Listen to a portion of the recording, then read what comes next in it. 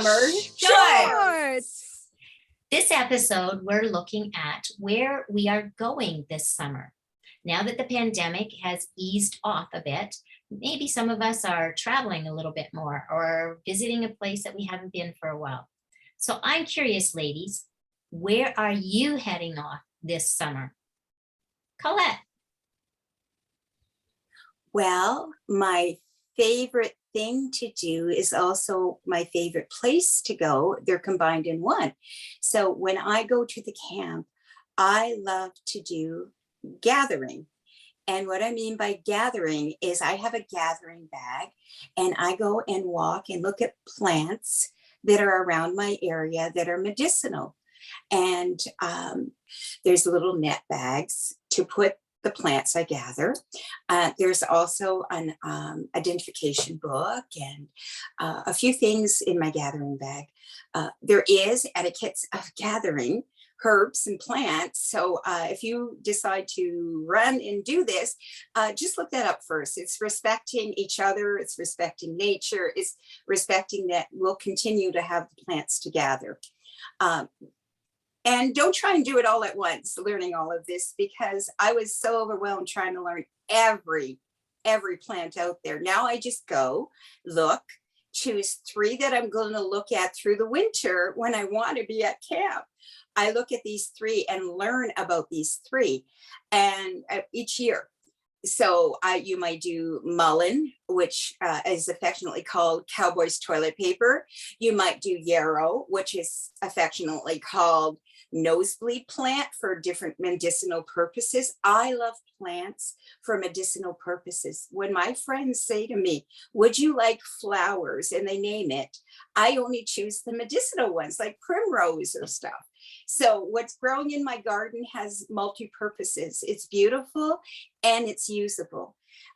There's another one that I would like to introduce you to, and this is plantain. And I'm sure you've all seen plantain growing. It's affectionately called white man's footprints because plantain grows in packed soil. And it's usually around where people have walked a lot and they survive that. They survive the packed soil. But the beautiful name for that is nature's Band-Aid. Because if you go out and you cut yourself, you take it, they say you can chew on a leaf. I prefer not to do these in this time, with COVID and everything.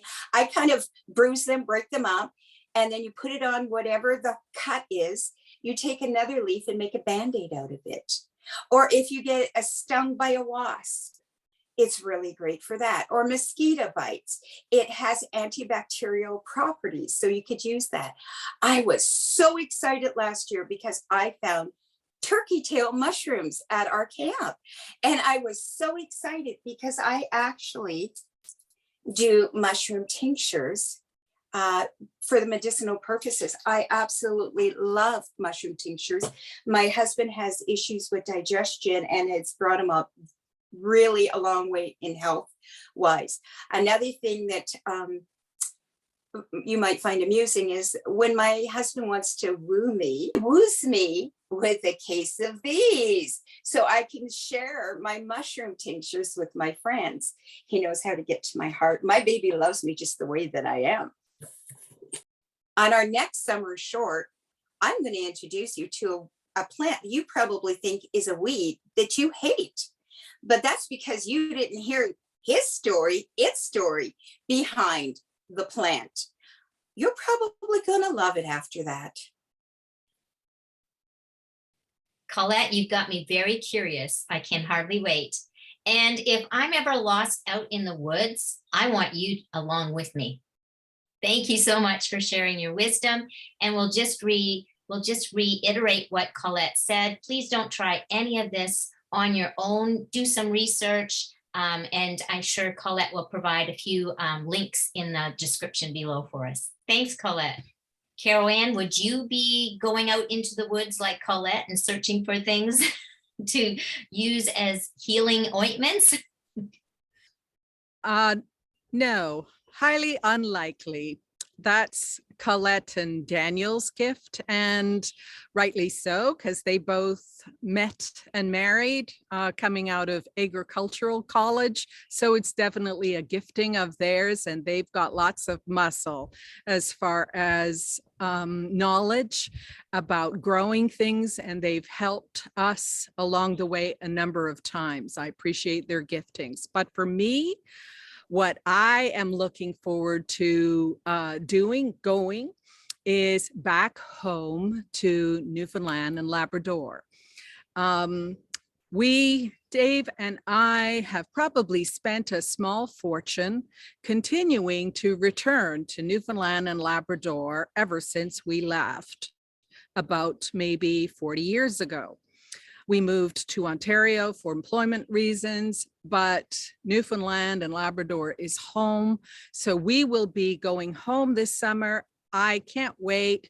But as they say, you don't go to Newfoundland for the weather. You go prepared. So I love to go out in the boat and fish for cod and watch whales and do eagle sightings. But if you're out in the boat on the ocean, even close to shore, it's cool out there. So you'll definitely need a jacket. Sometimes when you wake up in the morning, it's cool and you'll need a jacket in the morning, but later in the day, the sun is out and it's gorgeous. So it's a little unpredictable, the weather. They say, if you don't like the weather right now, wait around a few hours. It's likely going to be totally different this afternoon. So we are so looking forward to going back home, and we are driving this time. Often we fly, but we're driving. It's used to take 3.5 days, to drive home.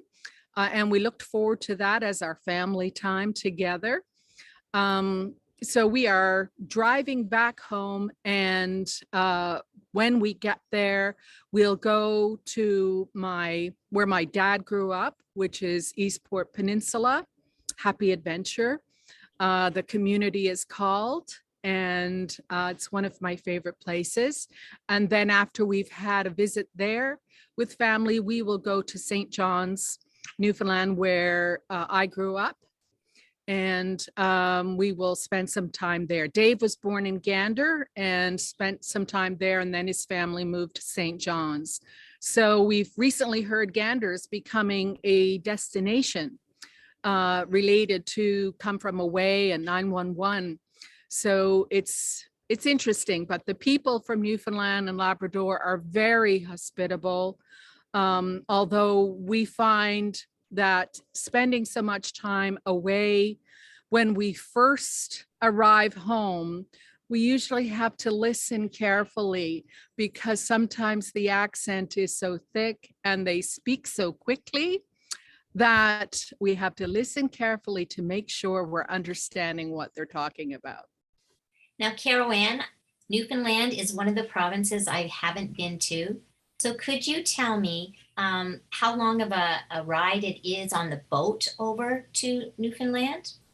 I assume that's where you're going to take your vehicle onto it and then over to the island?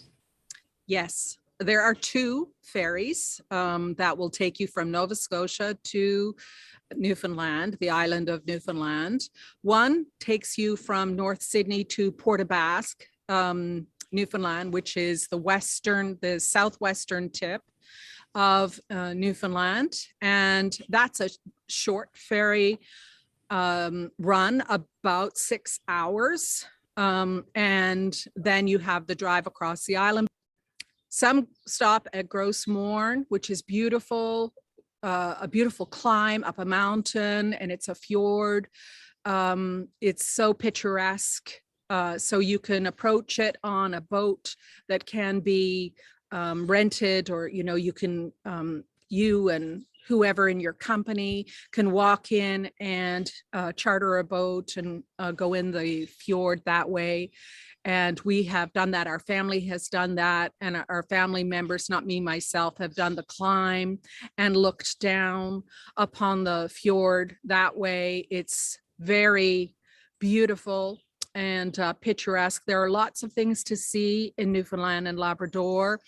It's got many geological wonders.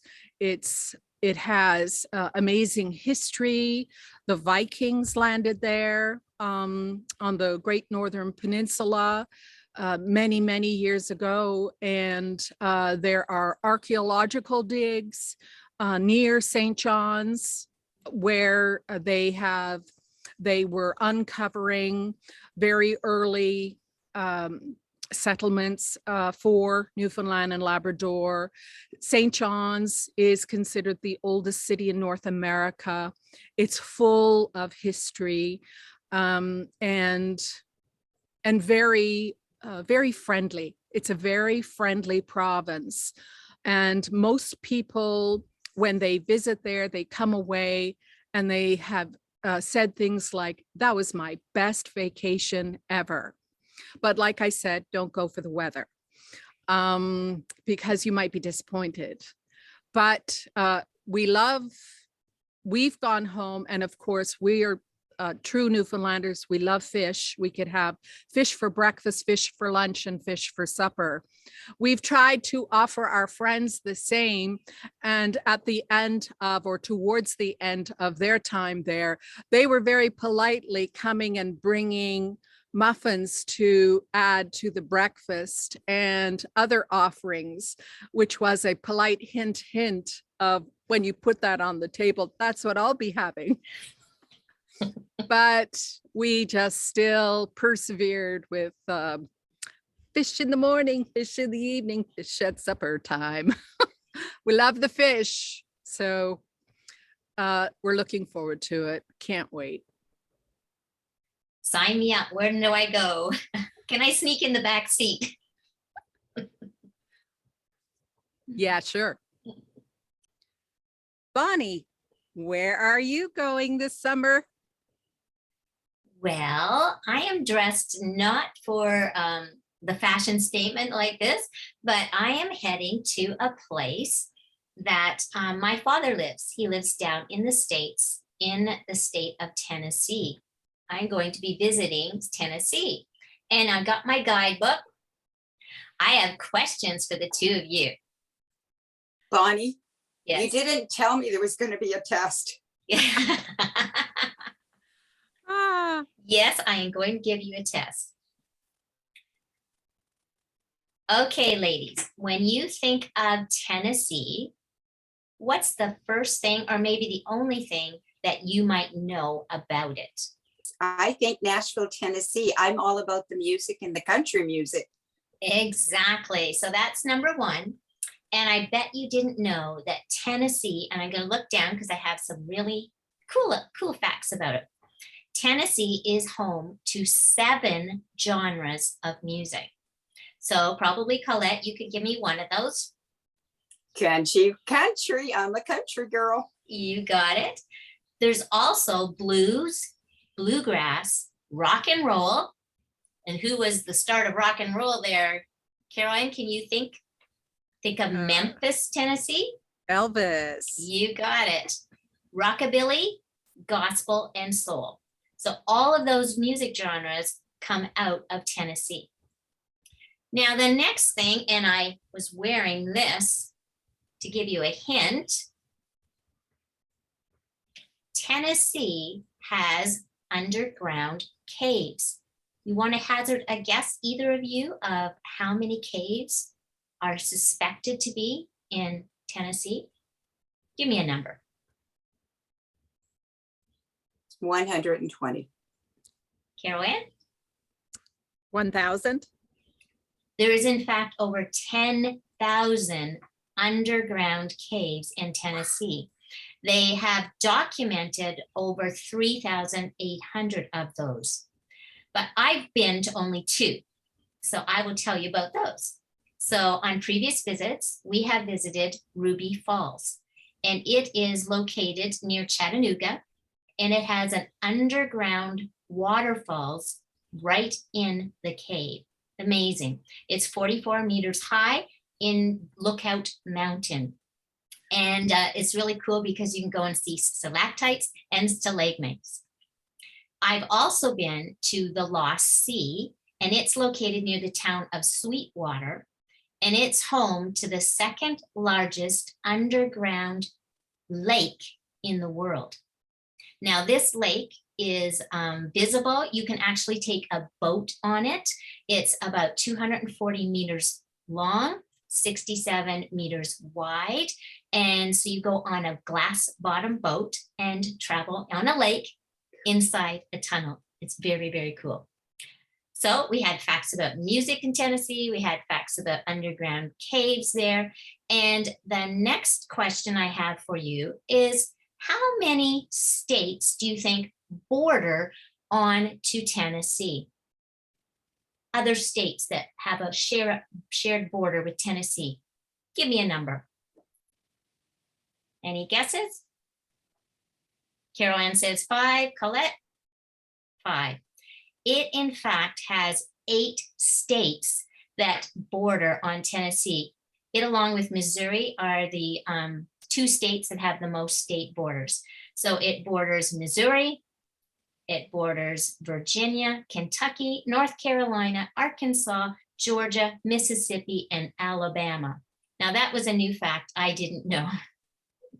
So my next important or interesting fact about Tennessee is that, what do you think is the most visited home in the country of the United States? And it is actually in Tennessee. Graceland. You got it. Graceland is the most visited home in the country. Oh, aside from the White House. Way to go, Carol Ann. And my last interesting fact is of the Great Smoky Mountains run through Tennessee. And it is also known as, are you ready? The salamander capital of the world. There are 30 species of salamanders that live in the park, and it is one of the most visited parks, the Great Smoky Mountain Range, in all of the United States. So now you know a little bit of fun facts, not only about Newfoundland, but also Tennessee. I hope you've enjoyed, viewers, finding out where we're headed this summer. If you want to tell us where you are going and share some information about that, please write us. We'd love to hear from you. We're at recoveringyourvoice@gmail.com. Or leave a comment below. We look forward to coming back to you on our next episode with a summer short.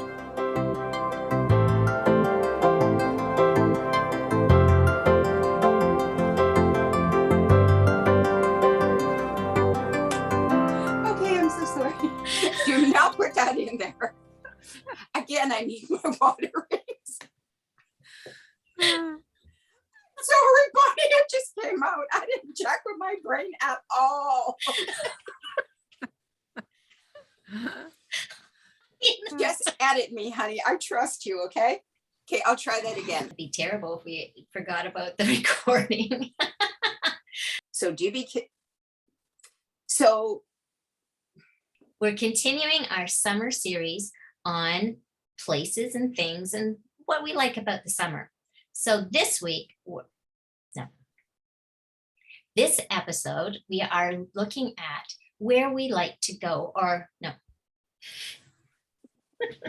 That's good.